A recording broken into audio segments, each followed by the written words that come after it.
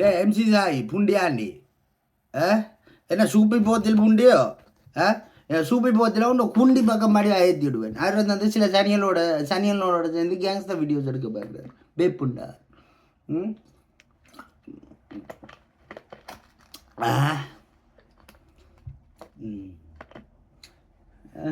பம்பில் பிறந்தவன் தானே கோவியா புண்டியாரா இருக்கு புண்டை